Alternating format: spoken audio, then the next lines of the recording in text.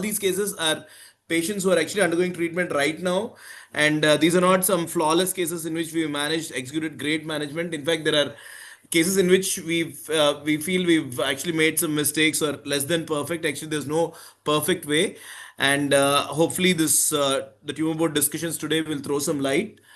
We have an eminent panel. We have, of course, Dr. Rajneesh, our mentor from SGPGI. There's no need to introduce him. Everyone knows about him, and he's going to be the surgical gastroenterologist. We have three eminent oncologists from the city: Dr. Rajesh Bolam, Dr. Bharat Vaswani, and I hope Jyotsna has also joined, because Jyotsna is again our in-house oncologist who's been managing these patients. We have Dr. Shivakumar as the radiotherapy panelist, and we have two panelists from the radiology side: Dr. Gayatri Senapati representing radiology, and Dr. Mahesh representing the interventional radiology.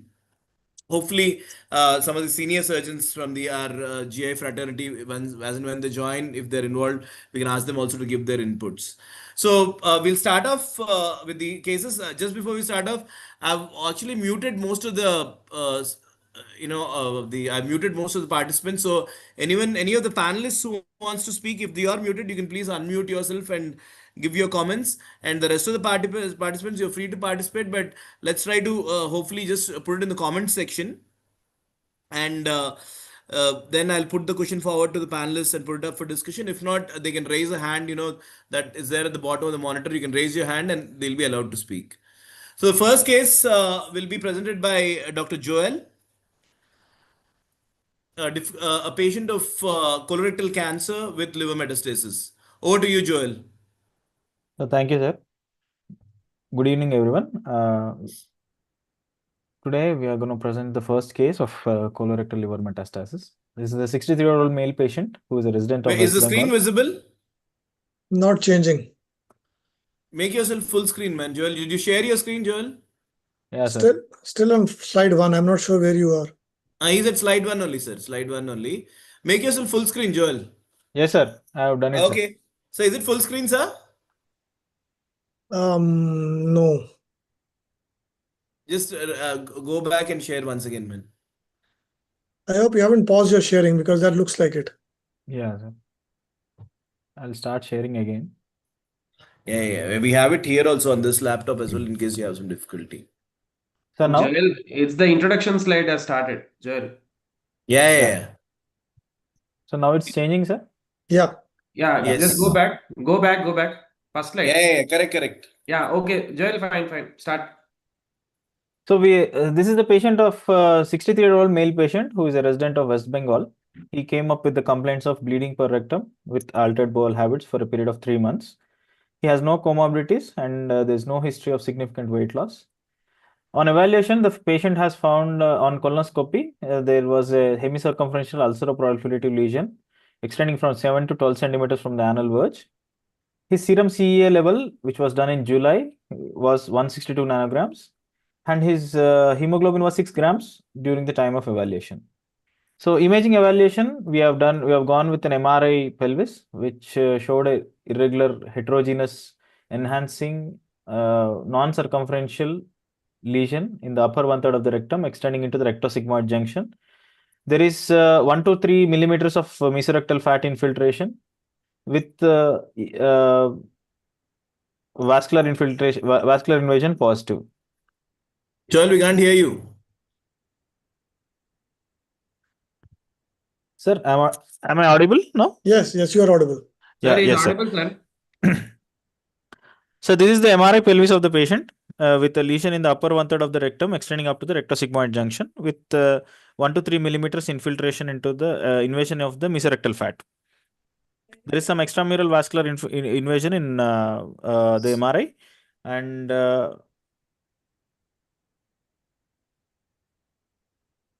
after the MRI, we have gone for our biopsy report, which showed there is feature suggestive of invasive adenocarcinoma.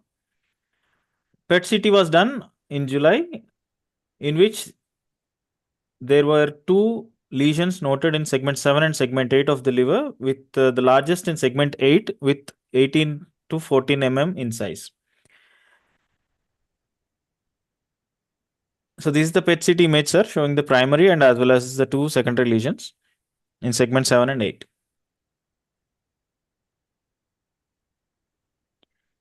So at this point, we are there with the resectable primary with possible resectable metastatic, 2 metastatic lesions in segment 7 and 8 of the liver. And I'd request the panel to discuss a few points regarding the approach from this. What is next? So, Phani, you want to continue? Dr. Phani, are you around? Sir, unmute yourself, sir. Phani, sir. We can't hear you. Unmute. Can you hear me Yes. now? Yeah. First, before we go to this, sir, the resectable primary, we would call this probably a symptomatic primary because it's a bleeding tumor and anemia. I'd like an opinion of the oncologist. Is all in rectal tumors, obviously it's obstructed, you need to probably do some surgery or stenting. But bleeding, is it like an absolute indication for as a symptomatic primary that it takes priority, or would you, in bleeding tumors, would you still give transfusions and give chemotherapy? Does it have a role in stopping bleeding? Sir, I'll take the first thing. Sir, Yes, according to me, I'll talk strictly about the guidelines. And here I am quoting one of the ESMO guidelines. What they say is, in a case of rectal primary, when you have a mets and it is bleeding, you give a short course RT. I repeat, it is not long course. You give a short course RT, then give 2 months of chemo, provide, these are smaller mets. So I think in this case, if it would have been operable, I would have operated both in the same sitting, because these are very smaller mets, and by that time you give the second dose of chemo, I think if they disappear, you are making it as a palliative thing, because then you cannot remove the liver mets. So for what we follow, or what my concept is, if it is operable on day 1 and if both can be operated safely, go ahead and do both of things. Suppose if there is a chance where you need to operate, if there are bigger mets in the liver, then probably the new approach is liver first approach. Probably because that liver R0 restriction probably will be the way to get the OS advantage. Any R1, anything, you may not get any overall survival advantage. For me, if it would have been operated, I would have really, again, it is a surgical oncologist or surgical gastro what to do well, but I would have preferred the patient to be operated on day 1 both in the same sitting, because liver mets are also small and you have already written it is resectable. If we give a new adjuvant and if these mets disappear by 2nd month, then it becomes a palliative intent, and anyway we cannot remove that mets, sarin fuel. Okay. I mean, I got that, sir. Like, Our opinion. yes. Yeah, I will again come to that again. But first question, I mean, was that, let's say you have to give neoadjuvant, let's say because of the synchronous met and there's more than one met and these kind of factors. If you give neoadjuvant, would a bleeding rectosigmoid growth? Normally, we wouldn't give radiotherapy for this kind of tumors. Would it be something because the bleeding surgery has to be first, or as an oncologist? Does any of the oncologists feel that a bleeding rectosigmoid or a colonic tumor can be managed just by chemotherapy alone? Because I'm asking, because it was rectal, I think you would definitely give radiotherapy, but rectosigmoid is an area where we would prefer more of chemotherapy. Is chemotherapy good enough to stop the bleeding? Sir, if you see literature, there is no clear literature to see, but yes, sir, chemotherapy in half of the cases will definitely be able to control the bleeding also, because but then again it is everybody is individualistic. But if not surgery, I would have started on chemo. But sir, here the problem is that the liver mets are quite small. So by the time I give chemo, if it disappears, it becomes a palliative thing, sir. As long as you don't resect the liver, if it disappears, it is sure to come back, sir. That is a dictum. So probably Yes. it would have been better to operate on day 1 both the things, sir. Okay. So any other different view about this? So one thing I would like to add. Yes, sir. Yes, sir. Yes, Dr. Rajesh first, and then Jyotsna. Yes. Rajesh, sir. One thing I would like to add here. Coming to the general discussion proper, whenever you have a what does the consensus say? Whenever you have a symptomatic primary, address the symptomatic primary first. When I say symptomatic primary, it is not just the obstruction pain. The symptoms so severe that it is causing bleeding and causing anemia, which is requiring transfusion HbO of 6. Provided the other causes of anemia are ruled out, I think going ahead with the surgery in the first go to arrest the bleed, and considering as a definition of symptomatic primary, it can be done. Considering the Bharat's discussion, like sir was saying, if I give chemo, and if the liver lesions disappear, then we are essentially considering it as palliative.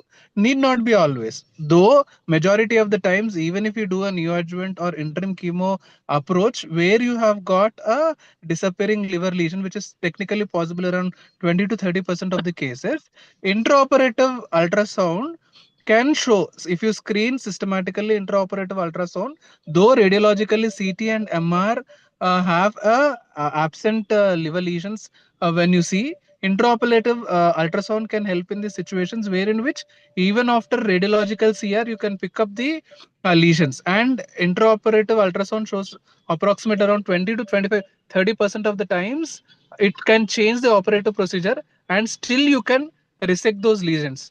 I beg to differ with the concept of if you give chemo first and the lesions disappear, it becomes palliative. It need not be always a palliative. It can be something of a pseudo adjuvant. So I mean, symptomatic primary. Yes, sir. Please. Yeah, symptomatic primary, still you are justified to do and go ahead with the surgery first. They're not a problem, sir. Sir, And problem is taking too much of a chance of doing ultrasound in the operative, those logistics to be worked out. What if we don't see? The thing is, if it is clearly operable, better to operate on day one. When you are doing a rectal surgery, it is always good, and to be on the safer side, it is always good to resect both in the thing. What if you don't get it on the paper? There will be so too much of a thing where you are thinking it might get it. The simple approach is when you have a resectable disease and if the patient is fit enough, go ahead and resect both. That is what the common teaching or the standard treating is. You may yeah, take no, a chance and have a thing that could be there, sir. We can always have those possibility. But for all purposes, when you say the word resectable means that it is up surgeons to do. Bleeding is there. If the patient is hemodynamically stable, I think it will be always a good and the safer thing, and to be on the scientific side, better to resect it on day one when they are doing it, sir. here my opinion is not against the both surgeries together. My only opinion, my point here is, can we do the upfront surgery? Yes, we can do. Yeah, Whether I that have is not what. come We can do across that. one surgery one go or two surgeries one go. I have not come to that extent yet. Absolutely. What I said is, yes, Yes. we can do the And surgery. sir, the thing is liver first or primary first. That will always be debated. Again, surgeon, sir, Rajni sir will be a better people to say. But sir, our concept is now what we are evolving is liver first is probably the way that we are. Most of the surgeons are going ahead. Dr. Josna, you wanted to add something? Yes, sir. So, whenever metastatic lesions can be resected, that is the first approach along with the primary. But for whatever reasons, if the mets were not addressed initially, after completing neoadjuvant, we can always resect them later. Even though there can be disappearing liver mets, these can be mapped based on the, this is theoretical, you should be telling about the practical challenges in it. So, baseline MRI or baseline CT, we can mark and we can resect them later also. And the question that whether chemotherapy can be given as a controlling measure for bleeding, chemotherapy will take time, sir. It will take weeks to get that kind of response to achieve bleeding control. So definitely chemo will not have a hemostatic effect initially. Okay. Fine. So, sir, Dr. Rajneesh, what do you think? I think, see, would the primary characters, like let's say you take something like the Fong's criteria, is there nodal disease? Is there now it's synchronous is poorer prognosis. Synchronous is poorer prognosis, and his CA, how much was it? It was not very low. It was around 200 plus, I think, right? 163, sir. So 163. Okay, yeah. So would these factors have any bearing, sir, in the decision? You're asking me? Yes, sir. Okay. So for the starters, I'm really surprised all the oncologists want us to operate. I thought they would first say chemotherapy up front. So that's the first. Okay, coming to the basics of how you deal with these synchronous lesions. Um, First statement to be made is that the prognosis is determined by the metastatic lesion, not by the primary. The reason we are pushed to deal with the primary is because of the symptoms. Um, uh, Dealing with this same issue in gastric cancer, for example, we realize that bleeding is a very subjective word to use. It can mean hemoglobin, which is 7. Once a month, he has some bit of bleeding. It doesn't require any transfusion, versus a patient who's requiring 3 transfusions a week. So it's a wide continuum of things. So if it's the first, for example, bleeding itself would not form an indication to go ahead and operate. You can have the oncological decisions to be made, and then you can decide whether you want to resect both or not based on other criteria, not the bleeding itself. The other part of it, if it is bleeding really significantly, then obviously the primary has to be addressed. Coming to addressing the primary and the liver lesion or resectable lesion upfront without any neoadjuvant or perioperative chemotherapy, well, I think the world has changed a lot, and synchronous lesions, by and large, seem to be not so good prognostic factors for recurrence of liver lesions. So, by and large, we would tend to operate synchronous liver lesions only when we have delivered some bit of systemic therapy to make sure that these are the only ones and no more or no less. These are broad principles. Now, individual patients' decisions obviously need to be made. In this particular case, upper rectal lesion, probably surgery would be straightforward. Liver lesions, well, they look surface. I haven't had a very close look at the CT or the PET, but look surface. So maybe unisegmental or bisegmental resection can be done. So yes, it can be done. But again, I'm reiterating the first statement I made. I'm very surprised that the oncologists don't want us to give chemotherapy. They want us to operate straight away. Biologically, this is a poor risk tumor. So He's these an are aggressive oncologist. Sir, the Yes, problem is a very small size of the lesion. That I was know, what I know. appeared. If it would have been, the thing is, these small lesion, 60% of the time by the second we do it evaluation after 2 months, that will go away.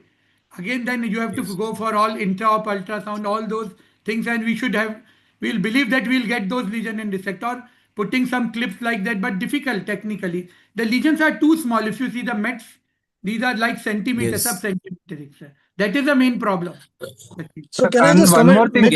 can I make a small clarification on that count? So disappearing lesions are good, they're not bad. The way it has been made out, the disappearing lesions are bad. I'm little concerned with that. So I agree, for the clinician, it's a problem. That's a different matter altogether. But are disappearing lesions bad? Not at all. They're good actually. So we still haven't come to a point where disappearing lesions make the prognosis worse. That is something which is still not clear in literature, whether you should go after them, because by and large we know that about 20% will have viable cells, 80% will not. So how can that be bad? So I'm a little surprised with that. Sir, R0 resection versus no surgery, that was the only thing. If we could resect those, probably we'll have a better survival. Liver determines survival. So that was the main thing. Synchronous lesions, sir. I mean, there's also that thing that, the more major the surgery you do, the recovery is later, and you're going to deliver systemic therapy even later. I mean, So, is that a concern? Phani, that's the point I was trying to make. I thought the oncologists would make this point, that invariably they do not want us to operate the primary upfront because that delays their systemic therapy. In a patient with synchronous metastasis, you want to give systemic therapy. That is the bottom line of the entire discourse.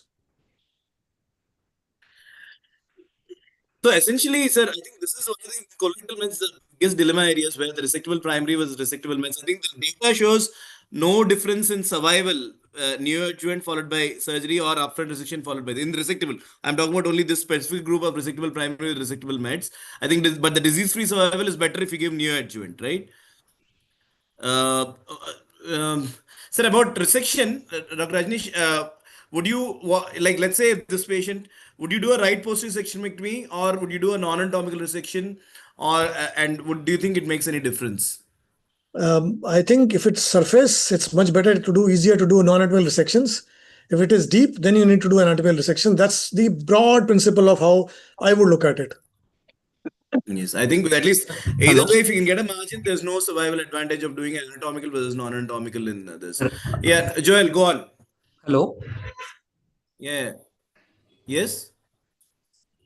Can you hear me? Who's this? Sir, Naveen? Naveen, yeah, yeah. Sir, because the lesions are fairly small, it's less than 2 centimeters. Why not consider primary microwave or RFA at the primary setting rather than considering the surgical option? Because they're almost curative, no?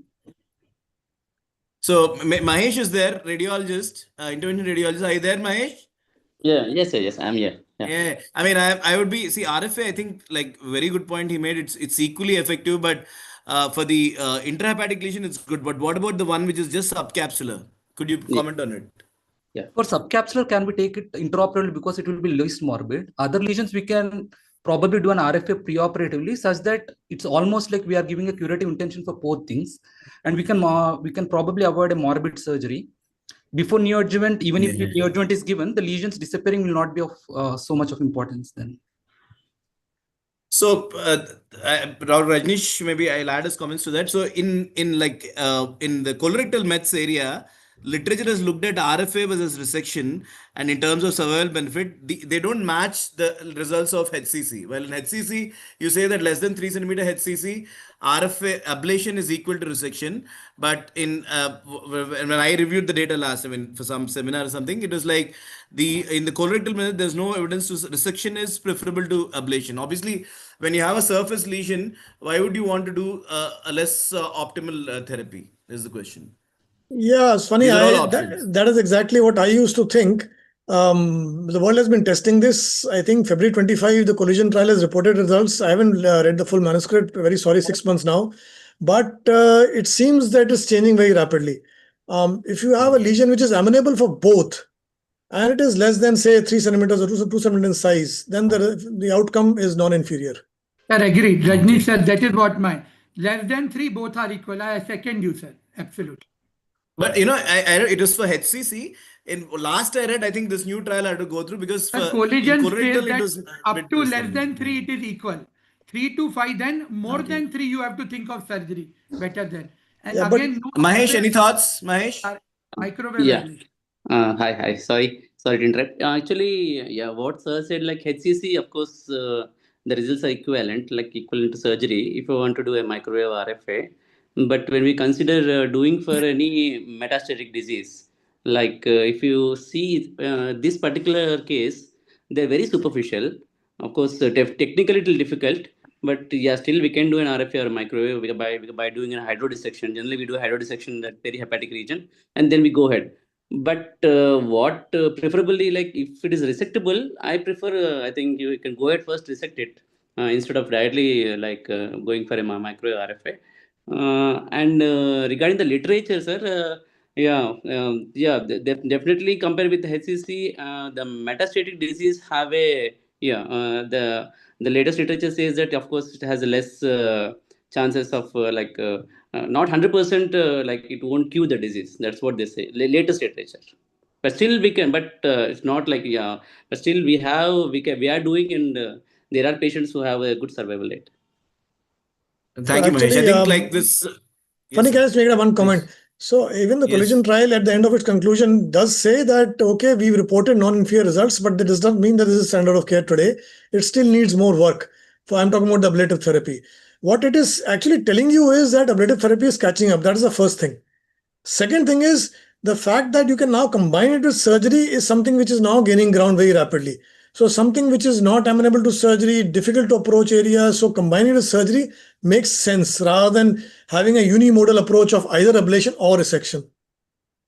Absolutely. I think in this case, they were amenable to a very easy resection. So I think as Joel's slide shows here, in the resectable area is where the maximum controversy is. Should be chemotherapy first or surgery first? And I think something like the Fong CRS criteria or the now with the MSI also they've got some other newer criteria. If they can sort of help, you can explain to us about that, Joel. A couple of slides quickly, and we can move on. Joel? Sir, the Fong CRS score takes into consideration node positivity, disease-free interval, which is less than 12 months, greater than 1 tumor, and the largest tumor greater than 5 dimension of tumor and the CA level into account. And based on the score, they predict the survival rate of the patient. And the next one, So our patient has two out of five, right? 2 out of 5, Yes. yes, because it's synchronous. And the other thing was, the other more than one met, 2 lesions, and then the third, of course, node positive. We knew in the post-op histology, so he had 3 out of 5. Yeah, please. So some similar scoring system, recent one is the GAME scoring system, genetic and morphological evaluation scoring system, which considers in the KRAS mutation also into account, which takes CEA, KRAS mutation, node positive primary, extrahepatic disease, tumor burden score, that is, they take these into consideration, consider the scores. So next, going on with the case, the clinical course, we have done a surgical management, went ahead with the surgical management of the patient. We have done a laparoscopic anterior resection with a covering loop ileostomy. The patient had an uneventful post-op. The histopathology report suggested that it was a moderately differentiated adenocarcinoma with one node out of 15 one node positive out of 15 nodes, which is a margin negative, with pathological T3, N1A, and M1 disease. The mutation evaluation shows that there is a low MSI, KRAS exon 2 positive, APC TP53, A5 P7B mutation positive. So based on this, I'll request the panel to discuss few things on these 2 points. Phani, sir. Yeah, sir. A question to the oncologists, Jyotsna or Bharat or Rajesh, sir. Sir, in this kind of metastatic tumors, would you go for gene sequencing in the initial colonoscopic biopsy itself, or because to have it at the beginning would make more sense rather than after this once a decision for surgery is made on the surgical specimen? So, what is your approach usually? Let's say in resectable. If it's unresectable, of course you don't have a choice. But let's say in this kind of resectable base, would you have done the gene sequencing on the initial before we make any decision, or would you wait till the main specimen is out? So once it is And also metastatic, in sir. what? Yes, sir. Yes, sir.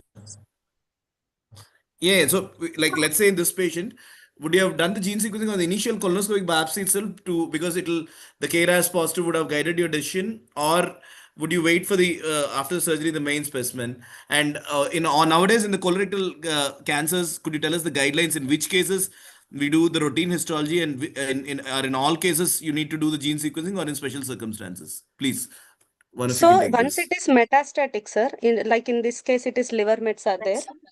Once we have biopsy specimen, we can do it on the biopsy specimen itself.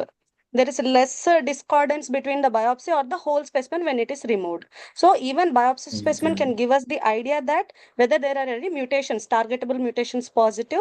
And while treating the patient along with chemotherapy, we have to add those. So for this patient, KRAS mutation came positive, so we couldn't give EGF. We cannot give EGFR inhibitors as part of treatment, and it is a left-sided colon.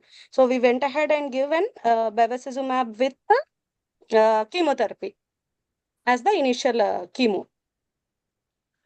So, madam, Sure. this yes. Anyone? No, chale. Sir, let her complete. Then I'll summarize. But one more thing is now for the in colorectal cancer, the gene sequencing, is it routinely done in all the cases, or only we recommend it only for metastatic cases? So left-sided colon, BRAF, KRAS, NRAS, and MSI. We do for all metastatic patients. But not for non-metastatic diseases. Sir. Yeah. Sir, Yeah, the Bharat, thing, please. that is what I'll be presenting in. I will be telling you 11 changes in the colorectal cancer. Sir, we used to do it in metastatic setting, but in this year, May, there was a study called as atomic study. What this I'll be presenting, that if you are high risk stage 2 and stage 3, and if you are MSI Also, high, yeah. giving atezolizumab, there is a 8.4% improvement in DFS. Second best thing came is, if you have a PIK3 AKT mutation, adding ecospirin 3 years post surgery reduces the risk of relapse by 50%. So we used to do our NGS in the metastatic, but now with these added result and already as a part of our NCCN guidelines, we should start doing it. All these NGS tests even in stage 3 and high risk stage 2 also. because it helps in standardizing or adding up new drugs which may improve the overall outcome of the patient.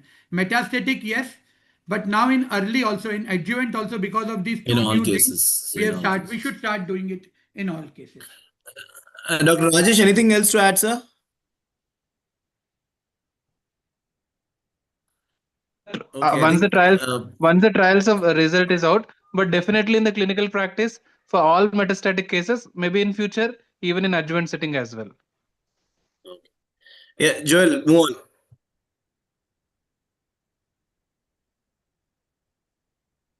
Yes, sir.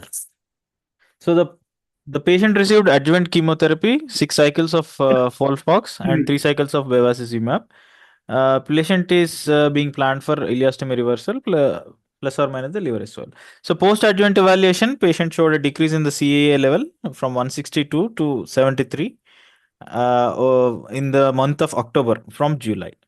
Sigmoidoscopy post-operatively revealed the elastomatic site is normal with mild diversion colitis.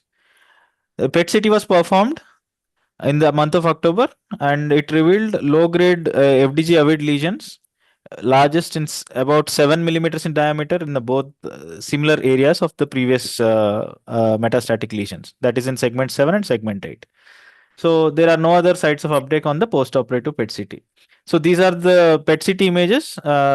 From in the left side, there is the preoperative PET, and on the right side of the screen, there is the post-operative PET.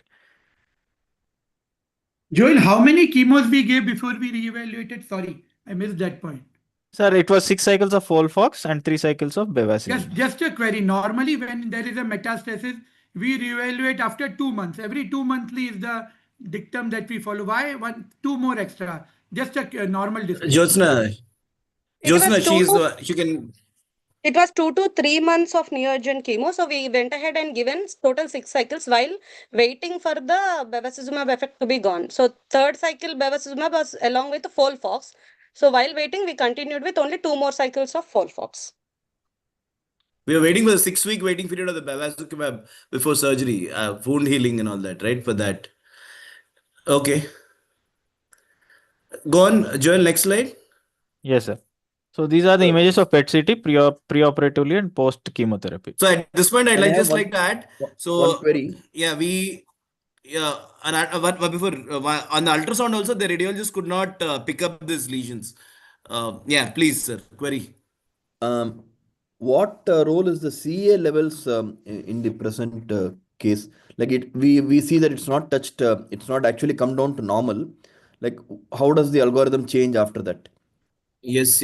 I think any of the oncology, I think half-life is about 7 to 10 days, sir. It's almost 2 months. What is your opinion on this CEA level? Any of the oncologists can opine. So we don't change the management as such. Suppose if you have got a radiological response, CEA you have got suboptimal response. There is no point to escalate the treatment or change it to second line. As of now, we just know that it is decreasing. Yes, no, but at the present moment, we would not change if there is a clinical and radiological response, as is in our case. Totally agree. 2 points, sir. CA high Yes, please. What the normal index, there is some degree of disease remaining, although it will not change our decision absolutely clearly. But CA 73 means you are sure to have some disease in the liver itself, sir, because we have removed the primary.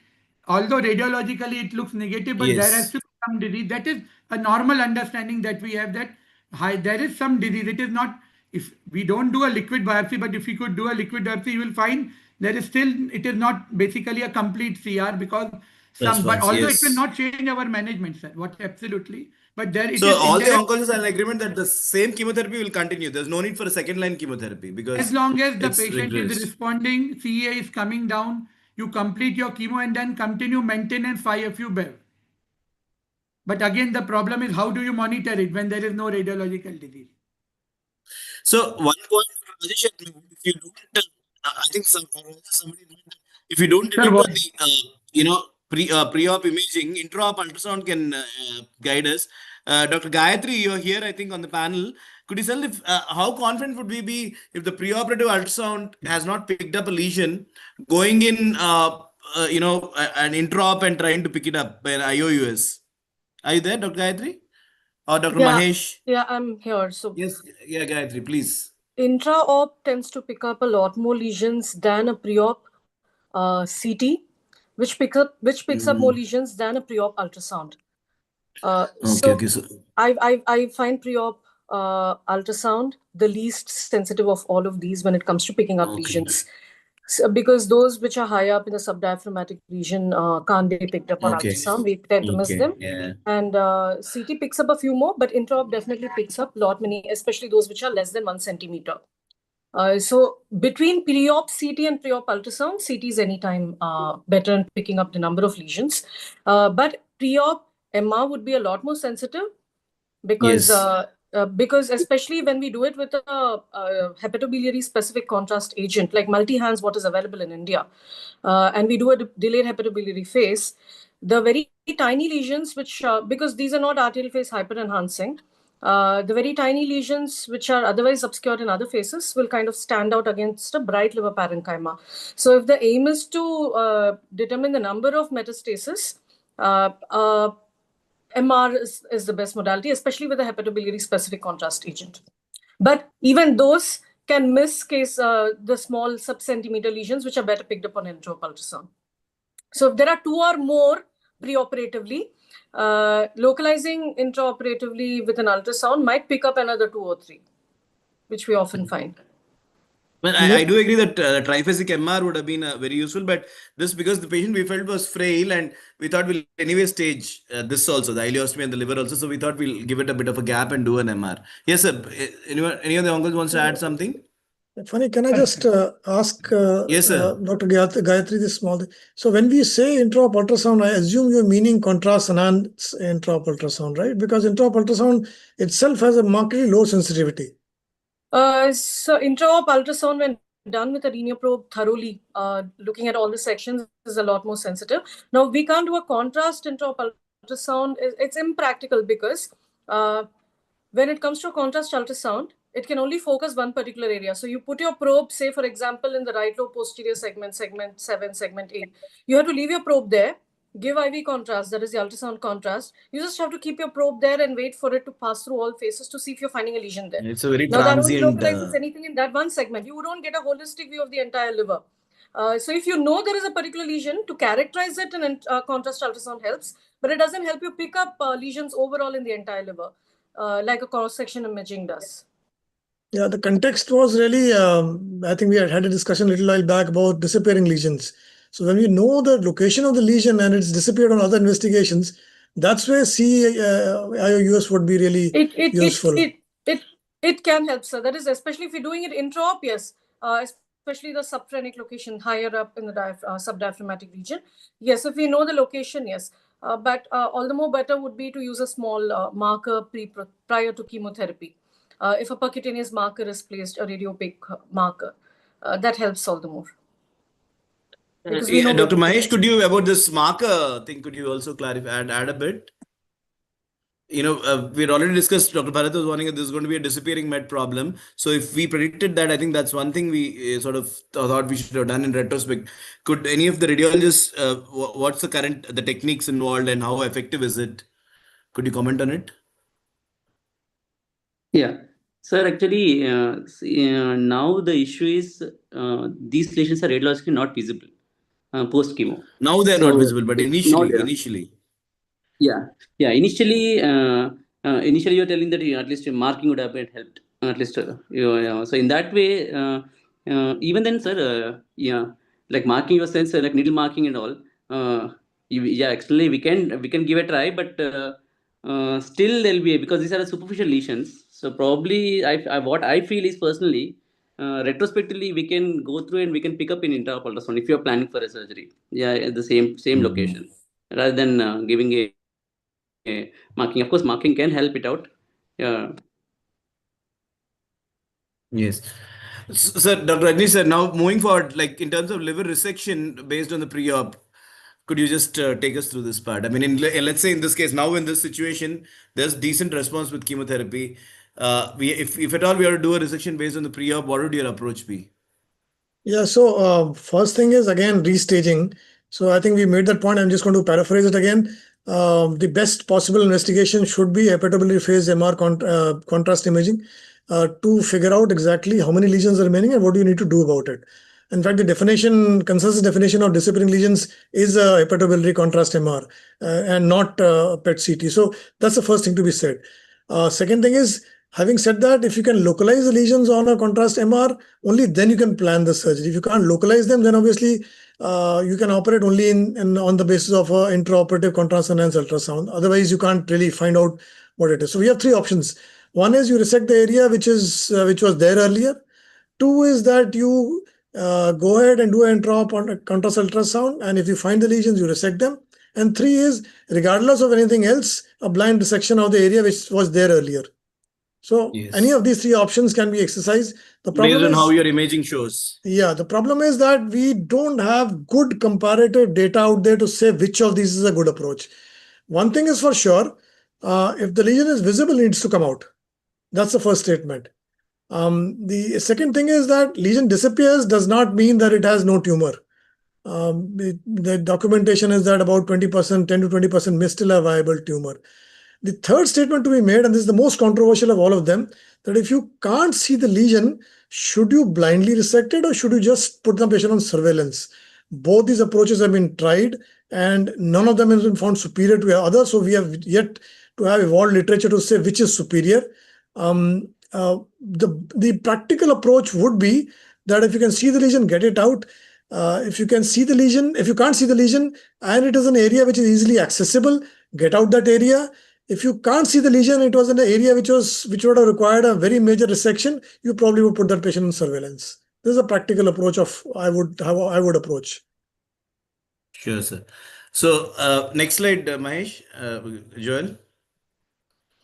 Okay, you want to say something? Please add, and then. Sir, that is the point I was quoting. If sir, this is Naveen here. Hi, Naveen. This is if post chemotherapy you think that the lesion will be disappearing and you have to end up in a situation where you have to be under surveillance rather than resecting a major part. In such kind of lesions, what if we can do a microwave or RFA prior, such that it must be always better than just surveillance? That's definitely. Yeah, that's an acceptable approach. Yes. So I mean, yeah, you present, Joel. We'll just conclude the next and move on to the next case after this. But what Naveen said is true. Yeah. Yes, sir. You want to say something, Joel? Yes, sir. As sir said, imaging disappearance is just a radiological phenomenon. It doesn't mean there is biological resolution of the tumor. And there are systematic reviews stating the same. And our plan will be contrast MRI at 4 weeks post ileostomy closure, followed by CA. And we are planning for a resection of the tumor. Thank you, sir. Yeah, to conclude this case, I think resectable primary with resectable mets is one of the controversial area, especially when especially in a patient like this where the resectable mets is not a borderline resectable mets, easily superficial. I think we had an option of both primary. If not, you have this problem of disappearing mets, which is not necessarily a bad thing, like Dr. Rajneesh said. We can always treat them a bit later. Yeah, next case we move on. Dr. Varun will be presenting that. Varun, can you share your presentation? Joel, you have to unshare. Yeah.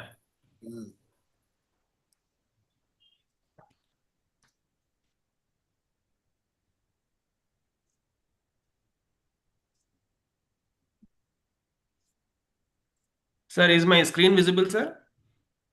Yes. Yeah. Respected faculty, dear colleagues, good evening. So I am presenting a case of a 43-year-old gentleman. So he had an operation in Rajahmundry outside hospital with a complaint of right upper trochanterial pain. So he was diagnosed with an acute cholecystitis clinically, but the pre-op showed a GB mass with an abscess.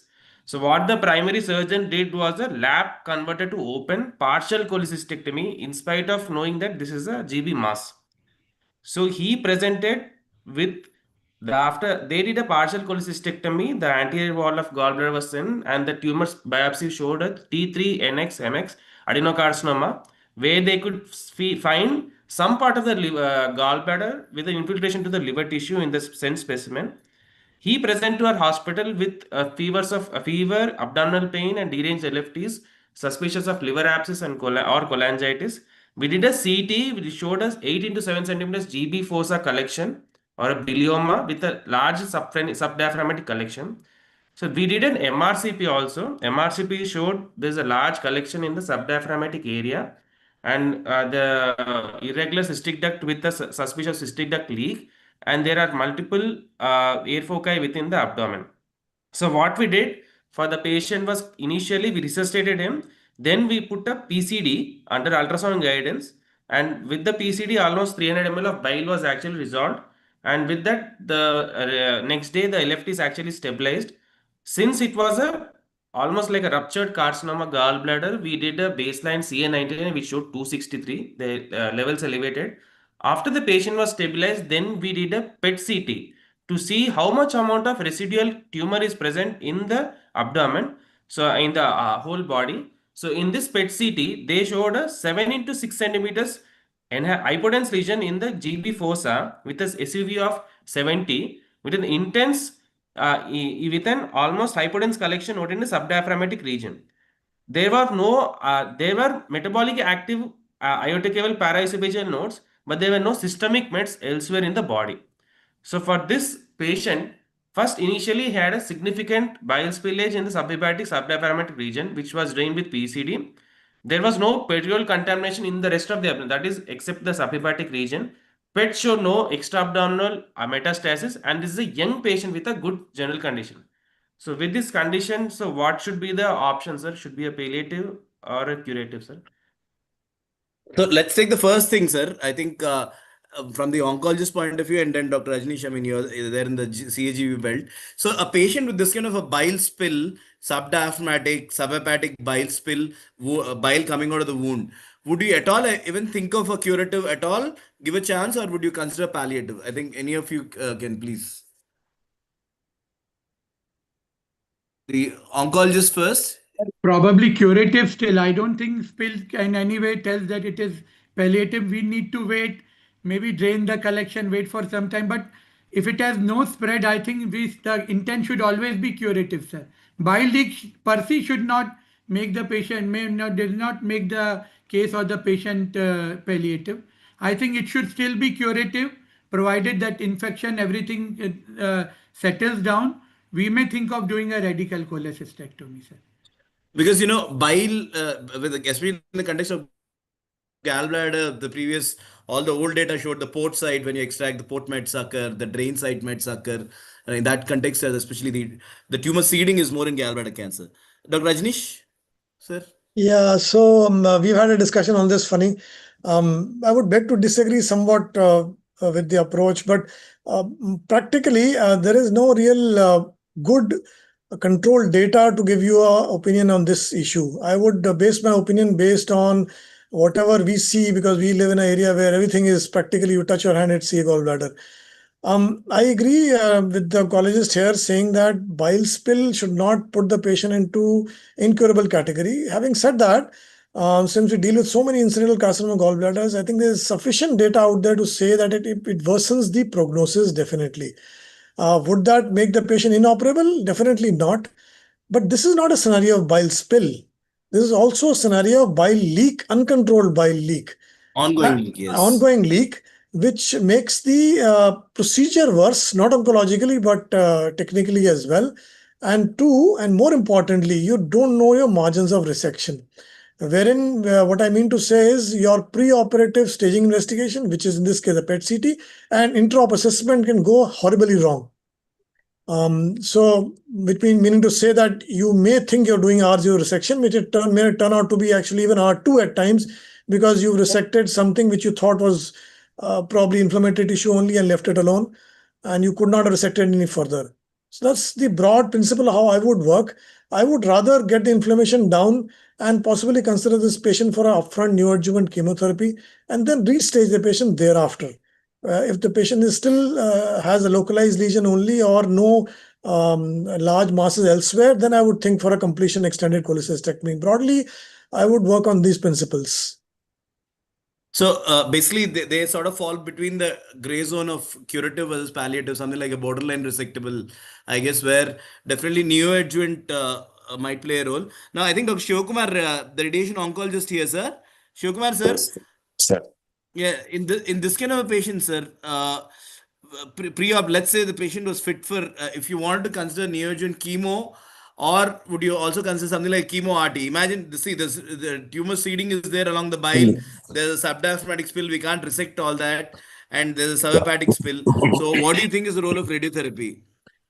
In this patient, especially in this scenario, because all these things, I would prefer chemotherapy first rather than the chemo RT. Okay. Because here the main problem is defining the tumor and the marking Sir, tumor. could you speak a bit closer to the mic, sir? We can't, its voice is not clear. Hello, Yes, is sir. it clear, sir? Yeah, Better, yeah. yeah. In this case scenario, it is very difficult to delineate the tumor boundaries and all these things because bile spillage, all things, it will interrupt the tumor field. So I would prefer chemotherapy upfront if at all if you are planning neoadjuvant in this case. So in this, yes, sir. Yes, sir. So, and in this case, because basically for us, the problem was with ongoing bile leak coming through the main wound and the drain and all that. Yes, sir. Even the bile leakage is there. That will be radiation further interrupts the healing of the wound. That one. So upfront healing, it's not only chemotherapy would this thing. Yeah, In yeah, this kind of because situation, would anyone, the oncologist, be willing to give chemotherapy? So patient is stable, his sepsis is not febrile or hypertensive, he's eating, drinking well, but ongoing bile leak coming through the main wound and through the drain. Would any of the oncologist would be because definitely this patient deserves upfront chemotherapy, but would anyone would be willing, or would you think the high risk situation for chemotherapy? Rajesh sir, Bharat, Jyotsna, anyone? If the patient is hemodynamically stable, no active peritonitis, no septic shock, and as the other modalities are out, and as sir rightly said, the intent of surgery or intent of treatment depends on the biology. And once you want to know the biology of the disease, probably giving some systemic therapy and based on the response, then your further procedure of treatment depends. Yes, we might go ahead with the treatment, probably a little less intense. Seeing the bilirubin and all, we need to adjust the doses. Probably we might give lesser dose or dose adjusted according to the values. But yes, if we had to give some form of therapy, in this case, dose adjusted chemotherapy would be sufficient. And you said young patient fit GC is good. That's why I wanted to give it. I mean, also you can put an ERCP stent to reduce the bile leak and then probably consider for chemotherapy. So yeah, sir, Rajni sir, anything else? Would you operate this patient upfront? Because with the bile leak, I don't want to wait till chemotherapy. Funny, we had a discussion. I would probably differ and say that I would control the bile leak as best as I could, which may include ERCP, may include multiple drains, antibiotics, and so on and so forth. Wait for the inflammation to go down and then deliver some form of chemotherapy. Great. That's so this is an area probably in this case the decision making, maybe there's a bit of a judgment of error at that point. What we felt, you can continue, Varun, you can continue. So our justification was that so with the ongoing bile leak, we did some literature survey and we found one trial in AIMS. There's a recent study with this incidental carcinoma gallbladder. They are telling that if you can get a proper margin and you can do a resection with a 2 centimeters margin and a chemo radiation. But this was the only study we have found. But the neoadjuvant, this is the TMH criteria, borderline carcinoma gallbladder. They have categorized this as a locally advanced or borderline resectable, where chemotherapy has a good response with these patients. But this patient actually, we had an ongoing bile leak and patient had a complete, this is not an incidental carcinoma, this is a ruptured and incomplete resected carcinoma gallbladder. And he was a young patient, and that's the reason we actually, because this patient was having subclinical sepsis, and R0 was the best curative thing. So, sir actually planned an open radical completion cholecystectomy. So, we wanted to do an R0 resection, and we have sent the frozen margin. We did a 4B5 bisegmentectomy. There was a complete abscess cavity in the gallbladder fossa. We resected it completely with an anatomical liver resection. Cystic duct margin was positive. We did an was negative. If it's negative, so we did a No, we HGL. didn't. Cystectomy, we resected en bloc because it was all Yeah. inflamed mass. No, Yeah. when you go in for revision, it's difficult to dissect. Yes. So CBD clear excision was done. CBD excision. So, but the final biopsy actually came as moderate different adenocarcinoma, but our liver parenchyma was positive, as Rajni sir was said, because of the abscess cavity. There might be an R1 disease. The 8 nodes were removed. There was negative and low lymphomascular invasion, but the patient recovered uneventfully and he was discharged. So from here, what to do next, sir? Now with the margin positive, now all his recovery was very remarkable. By 2 weeks, the wounds were perfectly healed. Obviously, now we need adjuvant therapy. Would anyone consider adjuvant only chemotherapy alone, or because the margin positive radiotherapy, sir? Yeah. Liver margin is positive. Definitely, once the margins are positive, means radiation definitely plays a role in the adjuvant treatment.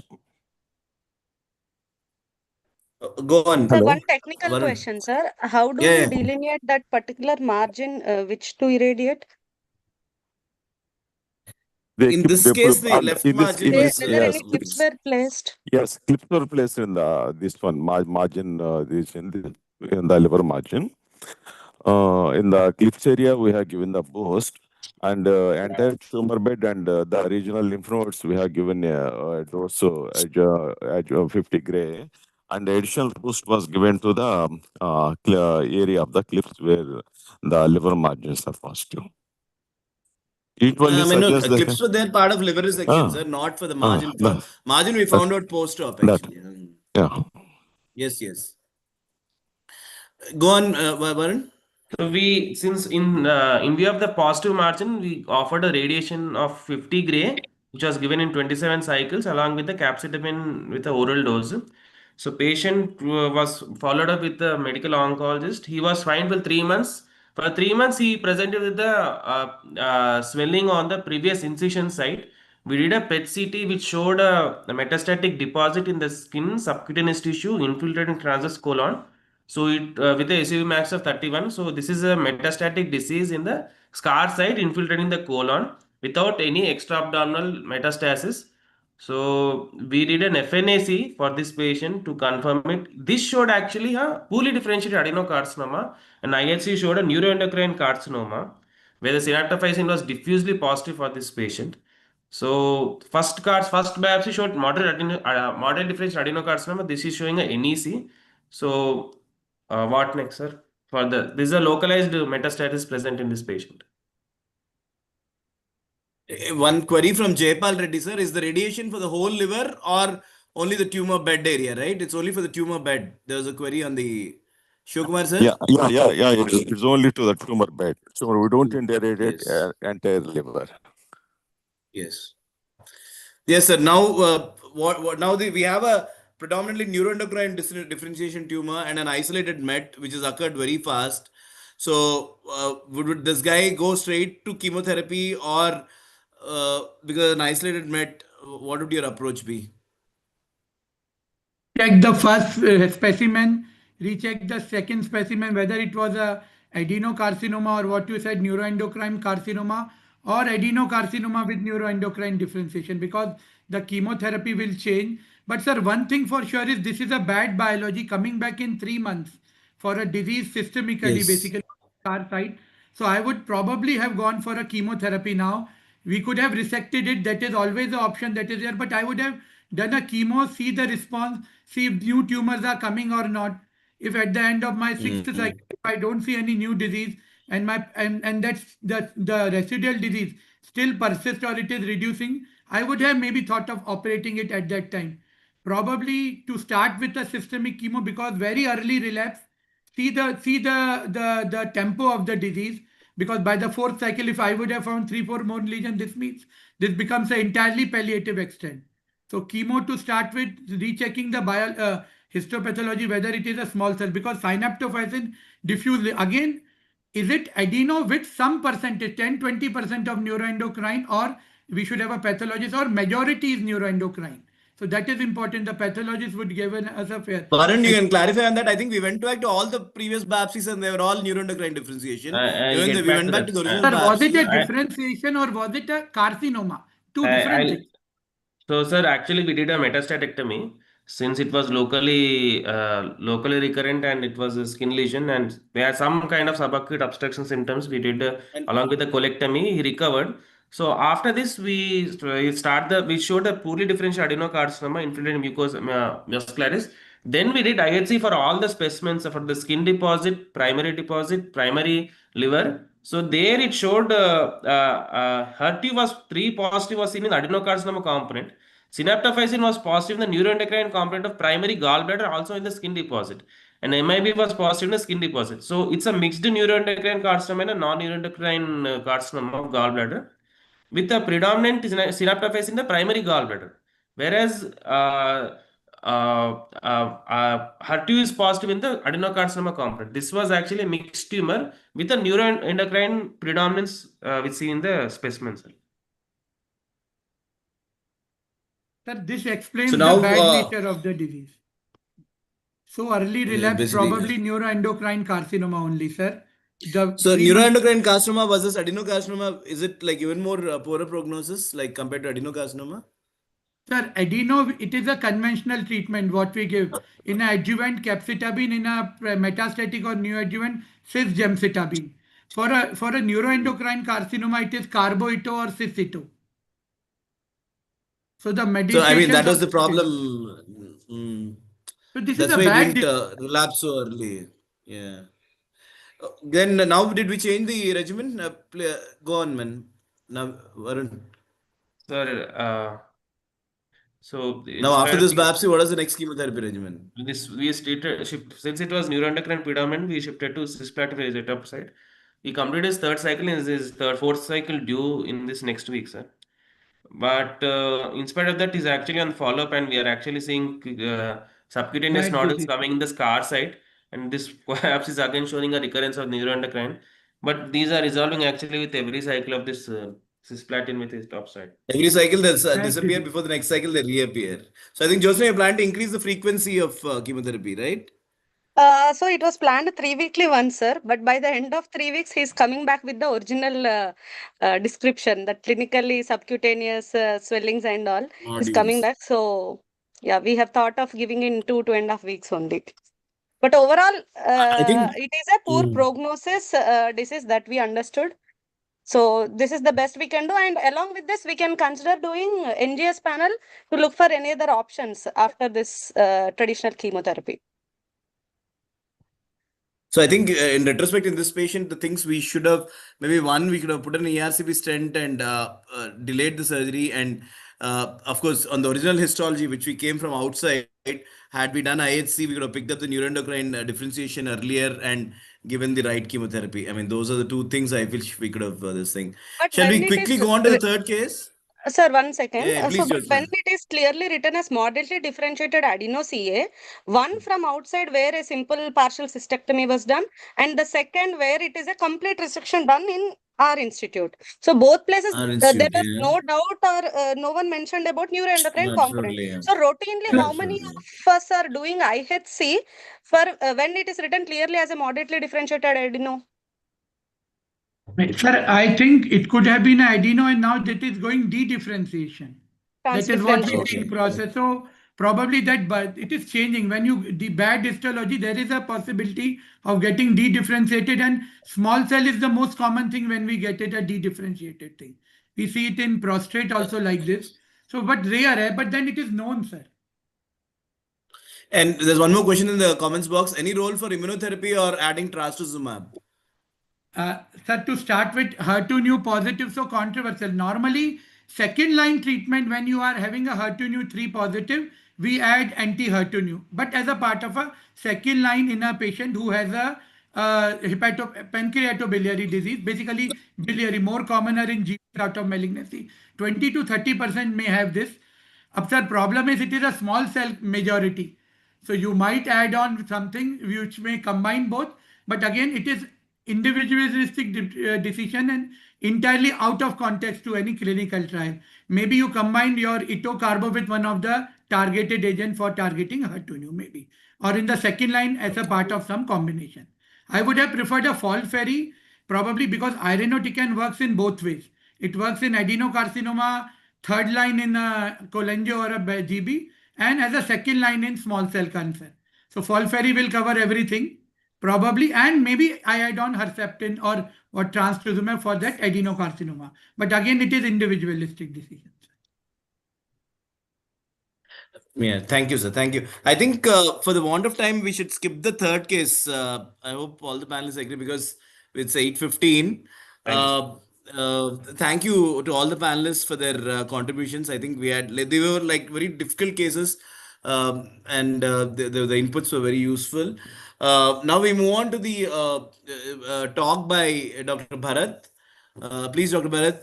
Bharat is a senior oncologist in the city. I mean, the CV, I've gone through it. It'll take me another 15 minutes to go through his CV alone. But he's an excellent, extremely hardworking oncologist with an excellent academic temper. He's going to tell us about what's new in colorectal cancer chemotherapy. Please, Bharat. Thank you, Phani sir. Actually, sir heard me in the state conference where I presented, so I thought I'll present something sir wanted me. These are simple thing I have shared. There is nothing, I have not put any chemotherapy here. These are what the things that NCCN has added on in the last 2-3 years, and this is what has come in the last 1 year. In fact, last 1 year, a lot of new things and colorectal has come. Some are part of our guidelines, but some are also included in NCCN. So there are 11 things that I have tried to put on, right from when there is a screening, then early colonic cancer, then advanced colonic cancer. So these are all things. Some things are in the guidelines, some things have not come. So let me thank again Phani sir for a kind invitation. I'll just are the slides visible, sir? Yes, you can make it full screen. Yep, Yeah. great. Is it full screen? So again, when I started Yes. preparing for the topic, lot of things came to the mind, whether I should really present some sort of a chemos also. But I then thought that no, it should be a broad colorectal things. And what is new? Some things might be controversial, but this is what it is. And I'm just trying to tell what has come in the medical things, and hope you like it. There is basic clear cut 1-2 slides for everything. I'll be happy to discuss at the end of my presentation if something is there. So when I started preparing, that was like, what should I sell? But then ultimately I thought, let us discuss something new and we'll have a healthy discussion. When we talk about colorectal cancer in India, probably 5th common and 4th common. That is basically again one of the common cancer we take. If you look all over the world, again 3rd most common cancer all over the world. The important thing is many a time when we talk about screening or other thing, you have a non-cancerous lesion a majority of the time on which a cancer develops. So when you talk about top 5 cancer that I was talking, 4th common cancer in main as per as Globocon, and what is surprising, even in people, it is in the top 5 where it is 5th more common. So this is something probably again a thing is in South India, we might have a slightly more incidence, Punjab or what we say in our country, South, we have a slightly more incidence of colorectal cancer. Now, the basic thing that have changed is evolution of a new concept is the concept of liquid biopsy. As I'll be discussing in 1 or 2 new things that have come is what we have realized is tumor, even though localized, releases small pieces of cell-free DNA or circulating tumor DNA into bloodstream that can be analyzed to obtain information. Probably this was the thing which was there before, but now probably with the better equipment or better we are able to pick up these ctDNA better. The majority of ctDNA are hematopoietic normal cells, but now what we pick up is aberrant methylation, aberrant acylation, so probably that histone, and which are peculiar to a tumor. So that is something that we have tried to pick up in the last 5 to 7 years. And this important information can be used for the management of cancer. How? I'll be telling you what are new in there night. So the first thing that has come based on liquid biopsy is, although not part of a guideline, but this is FDA approved. So I wanted, my question is, what is the concept? Normal person above age 45, we should do colonoscopy every 10 yearly in a standard.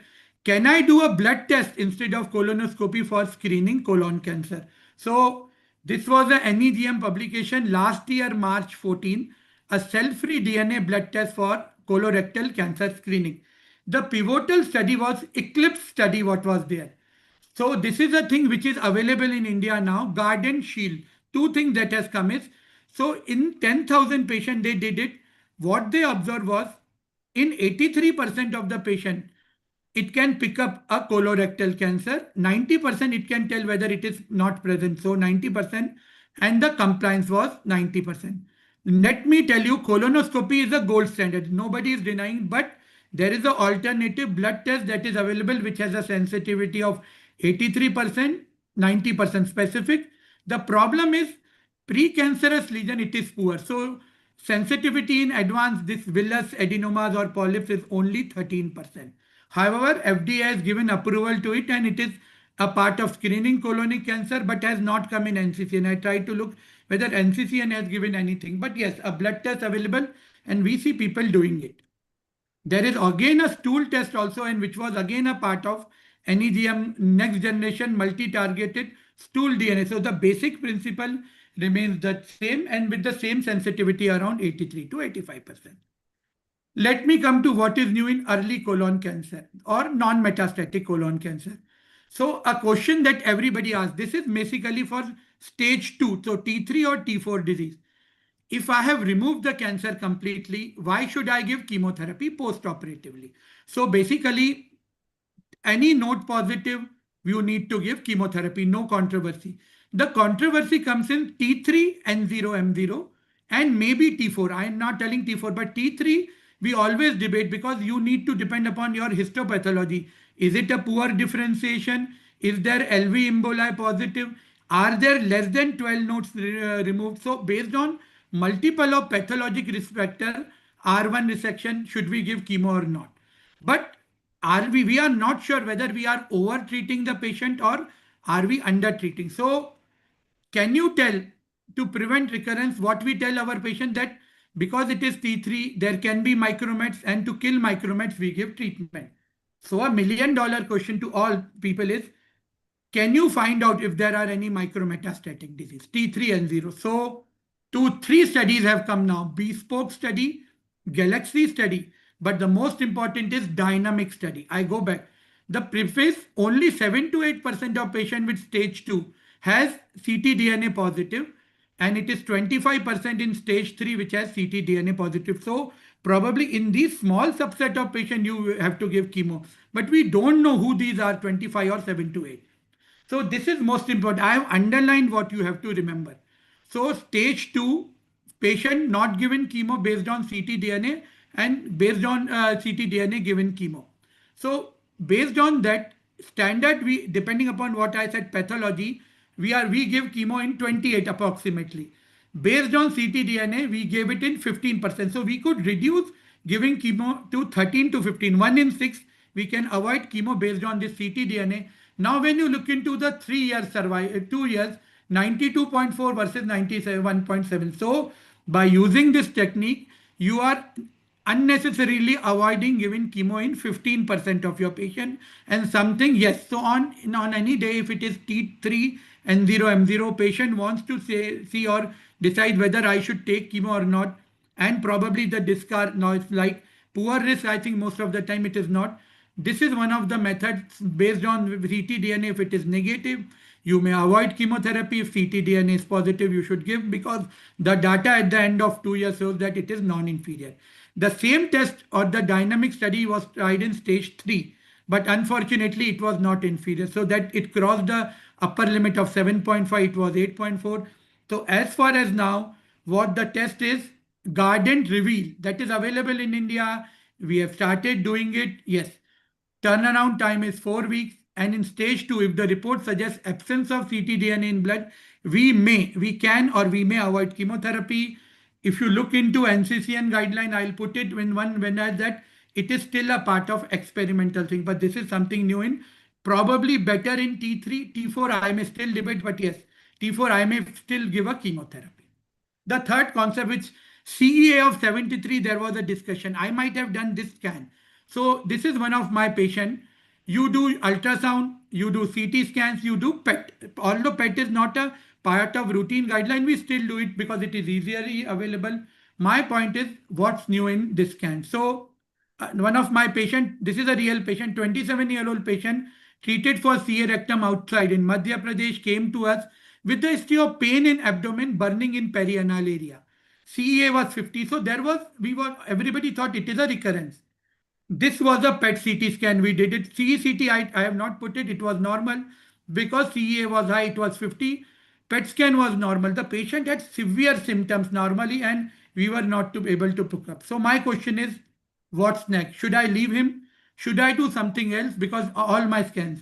So now we have a new scan that is a FAPI scan. What is FAPI? Is fibroblast activating protein inhibitor based PET CT. Look, this is a slightly better scan for peritoneal dissemination.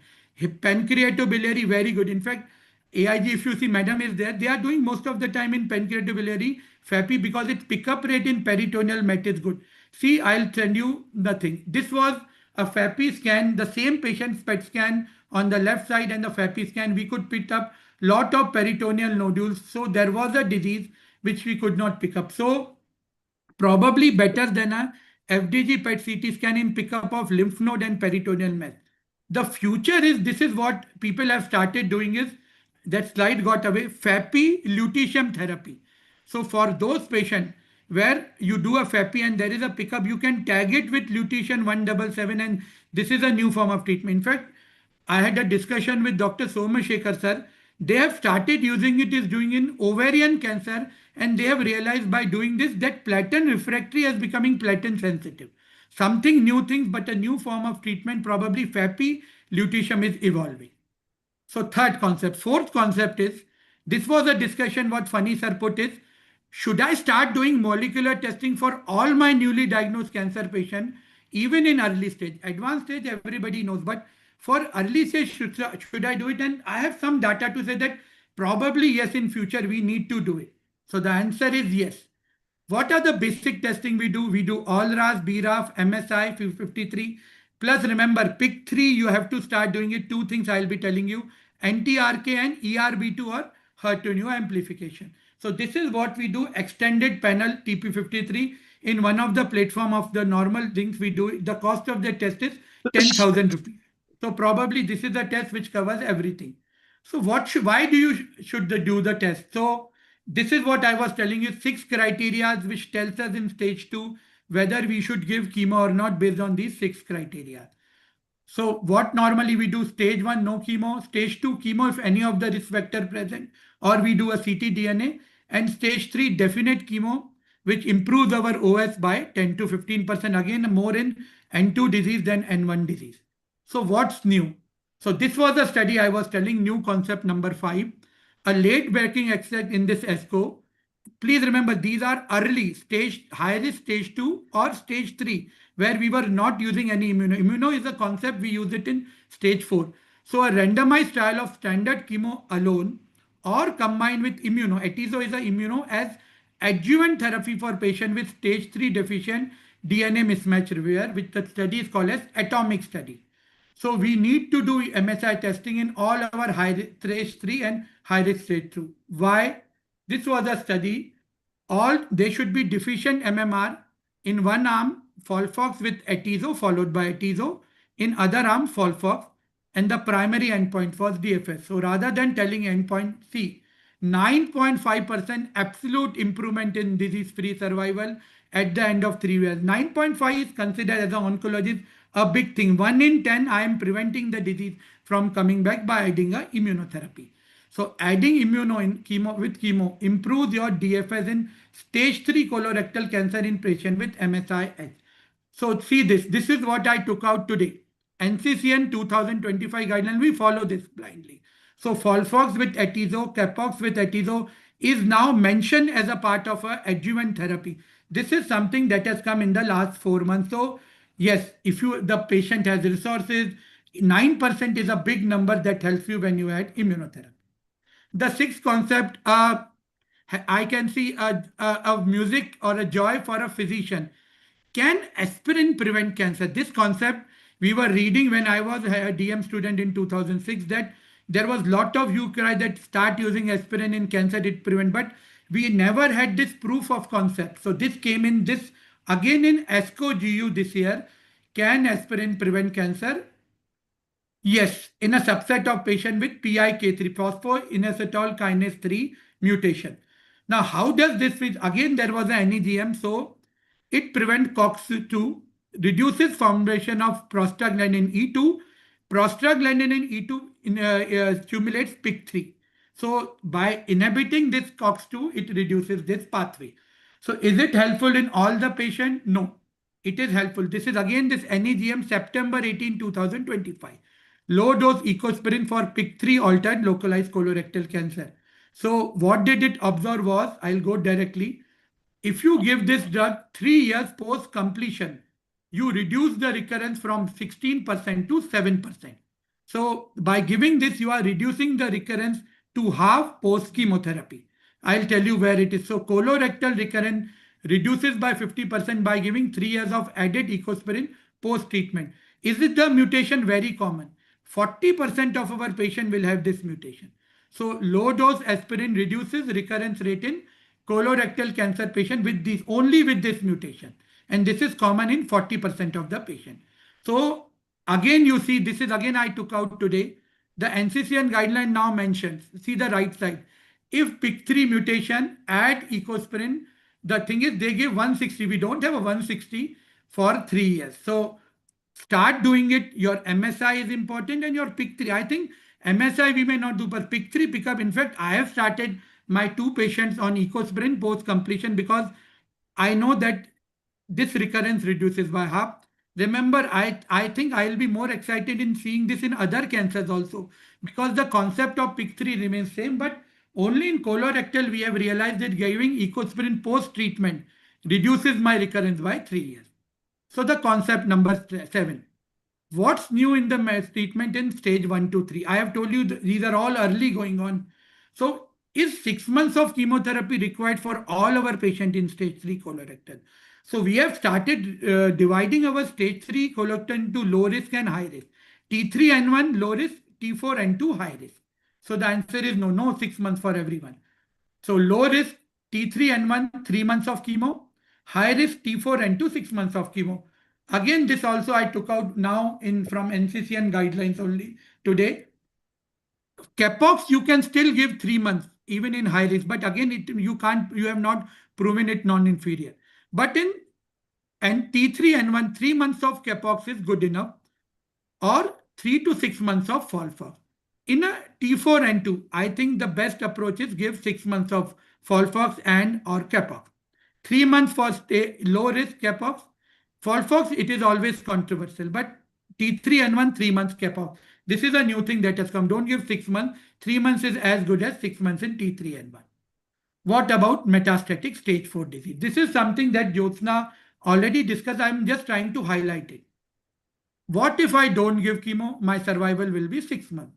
What if I start giving chemo? It increases to 2 to 3 years, maybe more than that if you are left-sided and you are all RAS or what we say hyper-selection mutant. Now this is what it is in nutshell. If I give only support care 4 to 6 months, single agent 10 to 12, double agent 20, triple agent it goes to 3.5, and if you are left-sided and all RAS non-mutant, it could be 3.5 and 4-year paradigm, lot of 35, 3 CalGB. So what is a new concept in metastatic disease that every surgeon should know? Right is not right. Again, this is mantra. So if you are having a metastatic right side cancer like ascending colon and a part of transverse colon metastasis compared to rectum with metastasis, right side don't do well. They behave poorly. And the proof of concept is the biology is different. One is a midgut, one is hindgut. One have more of what is a toxic flora. You have toxic bile, that is right side. So they do badly as against left, which is from hindgut, and they have a slightly better genetic or a molecular profile. Do I have a proof to say this? Yes. So you need to treat differently your right-sided metastatic versus a left-sided metastatic. See your median survival over in the left side is 33.3 versus if you see right-sided, it is 19.4. So in the same thing, your survival is 1 to 1.5 years more in a metastatic if it is a left-sided disease. So metastatic right side colorectal cancer has inferior survival as compared to left-sided growth. Now, that we use in literature. One is anti-VEGF and anti-EGFR. The surprising thing is the anti-EGFR works well in left-sided growth. So your survival is 36 months in a left-sided metastatic versus only 16 months in a right-sided, as against FOLFOX, which is more or less same. So right-sided colorectal metastatic, we use bevacizumab in the first line. If you hyper-select, so you have all RAS, BRAF, MSI, anti-RK negative, you may give cetuximab in the second line. But first line strictly Bev. In a left-sided, if you are mutant KRAS and RAS, you need to have Bev only, and cetuxi or panitumumab only if you are non-mutant for all. You should have non-mutant all RAS as well as BRAF also probably better. So you should use this. So cetuximab should not be given as first line in right-sided colorectal cancer. Treatment vary with right-sided versus left side, monoclonal Bev and cetuxi to be decided based on the site of the disease. What we already know is we should do all this testing in metastatic. Please remember, for all patients, you should start mandatory now. Being a good oncologist, you need to do a MSI, and in a left-sided wild type all RAS and BRAF, you should do your HER2/neu also. Why I should do? These are the 4 tests you should mandatory in metastatic. The question is why. So here comes the new kid on the block, James Carter, the 2 people who discovered this. Probably this is a game changer, or we say NATO movement in oncology for an oncologist. Its incidence is lesser, 4 to 7% overall in a metastatic disease. In early, it is 10 to 20. Think of your high MSI mostly in right-sided, older female, poor differentiation, and more of T2, T3. Node positivity is less when you have a MSI, but you can still. The most important thing is they don't respond well to chemotherapy. So MSI, I'll be telling you how much difference it makes. There is nivolumab, there is a pembrolizumab, and now there is a anti-CTLA ipilimumab. The Jadoo movement. Now this is important. In a metastatic colorectal cancer patient, see the progression-free survival at 2 years. From a survival where it is 5.1, you are having a survival 14 versus 72 at 2 years. So at 2 years, 72% of the patient are DFS in stage 4 when given an IO-IO combination, 6 times better than when you give chemo. So by changing the drugs, you are improving your PFS by 6 times better. So if the patient can afford, it is a crime if you don't give immuno. 6 times better PFS as 2 years is like a magic for an oncologist. And the most talked about thing. This is something which is a controversy, but this is what is going about. Can I avoid surgery in early stage? Remember, not in a T4. I have a stage 2 rectal, I have a stage 3 rectal. Can we avoid surgery? This is not been there, but maybe this is a work in progress. And that too only in this 4 to 7% of patients who are MSI high. So this is probably, remember there was the biggest study in ASCO 22 that no surgery, 100% cure. People ask me, and that was a drug, stage 2 to 3, dostarlimab, 6 months of treatment, 6 months. Then you reassess. If there is residual, no residual disease, no surgery. If there is a residual disease, give a long course CTRT, residual disease, do a surgery. This is only in deficient MSR in this 4 to 7% of patients. See the response. 100% of the patient at the end of, if you see, is surviving. So if you see, these are the patient time to get clinical CR. All those patients who has got a clinical CR, they are still doing well at the end of what we say 4 years, 5 years also. So durable complete response with dostarlimab in deficient MMR locally advanced rectal cancer patient. So is it a pass? This is again a NCCN guideline. I am not put it. Neoadjuvant immunotherapy checkpoint inhibitor for if you have a clinical CR at 6 months, only surveillance. Persistent disease, long course RT, surgery. So yes, you should do a MSI now. If your patient is high MSI, he is lucky enough, give him 6 months of immuno observe. There is no harm. You should, if it is CR, you can follow up because majority of these patients will not relapse and you can spare a patient. Maybe again, it is a work in progress, but this is what guidelines have started giving.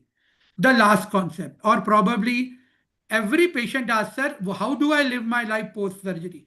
Should I exercise? Should I do anything? So is there a guideline or is there a data? The most talked about study in this ESCO 25, can physical activity / exercise reduce recurrence? Please remember, these are patients in stage 3 colorectal where you have given chemo. They have got cured. They come to you, sir, what should I do next? So can physical activity exercise reduce recurrence in high risk stage 2 or stage 3 colorectal cancer? The answer is a big yes. And this was a ESCO 25 phase 3 study comparing the impact of physical activity on DFS recur in a patient with stage 2 or stage 3 colorectal. So does exercise reduce cancer from coming back? So what was this? Resected stage 3 and high risk stage 2 who completed adjuvant chemo within 2 to 6 months were randomized to structured exercise and physical actuation. So post chemo surgery exercise. Basic was 10 MET. So baseline is considered when 10 times that. What exactly this is? 5 days a week exercise, 30 minutes big work for 5 days, or jogging, Zumba, swimming 15 minutes for 3 times a week. Jogging for, this was the basic thing they had to follow regularly. Structured, this was again a NEGM publication, July 3, read it out. One of the best thing, I will give it 90 pages. There is a substance. What they said is, this is what they said, 5 days every 30 minutes, or 3 days 20 minutes, or jogging this 15 minutes for 3. Drink plain water without sugar. Drink 2 cups of water 2 hours before exercise. Drink every 15 minutes during exercise. Always keep water cooler than air temperature and keep it close at hand. If you exercise longer than 60 minutes, you may benefit by using all these aerated. This was a part of that NEGM only I have taken out. Now the amazing thing was, at the end of 60 months, there was 6.4% patient better. So there was an absolute gain of 6.4% for those who exercise. There was a reduced disease. So in a phase 3 randomized thing, first time we got that it helped, although it helps, but we had a proof of concept with this phase 3 data that exercising reduces your recurrence. Again, this was a NEGM publication. So for every 16 patient treated, exercise prevented 1% from getting a new cancer back. The last part, which I will not be discussing in detail, is you need to do a NGS for all patients because you have multiple new targeted therapies. So you have all RAS, MSI, BRAF, V600, HER2/neu, POL, KRAS, G12C fusion. If you have any of these 8 mutations, you have a targeted therapy that is present. So start doing it, because by using all your drugs available, you can improve the lifestyle of your patient. So that is a main take-home message.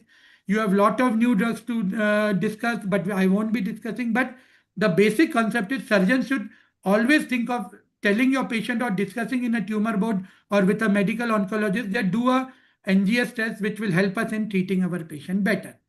So if I have to end up as an oncologist, there is a luxury of so many options. But important is we need to personalize therapy.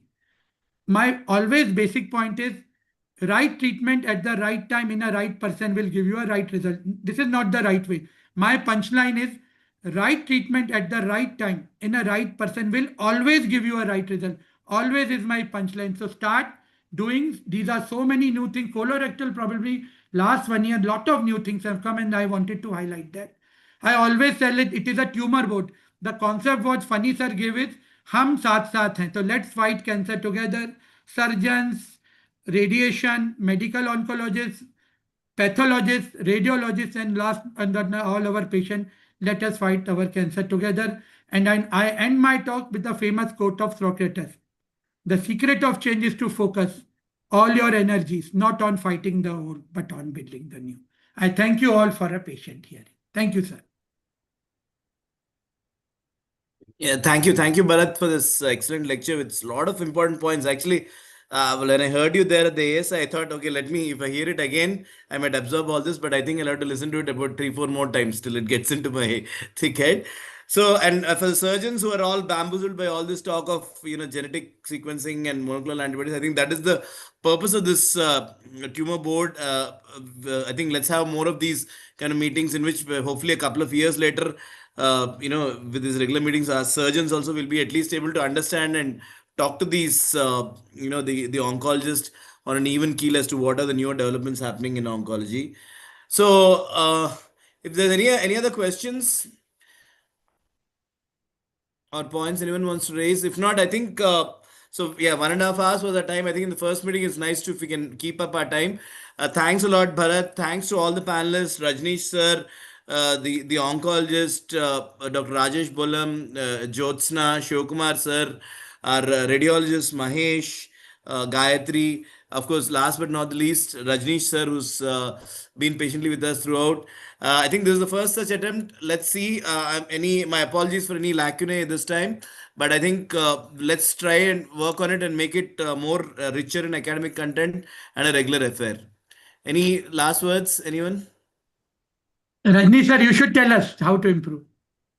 You Yes, are sir. all. Sir, You guys from your are. experience of the NASG ICG, how do we carry this forward? Any words? Because sir has pioneered this. So the NCG IASG board he's been conducting regularly. Any suggestions? Yeah, so a few housekeeping points. You need somebody to monitor your softwares and hardwares. So surgeons and physicians could not do it so accurately. You need a person on the digital end of it. And obviously, the talks were all very, very nice. Dr. Vaswani's talk is really eye-opening for the surgeons and a very great beginning to a very nice concept to open the eyes of surgeons to things that they should be knowing, but they are not really keen on knowing at times. So thank you so much, Phani, and all the senior specialists here.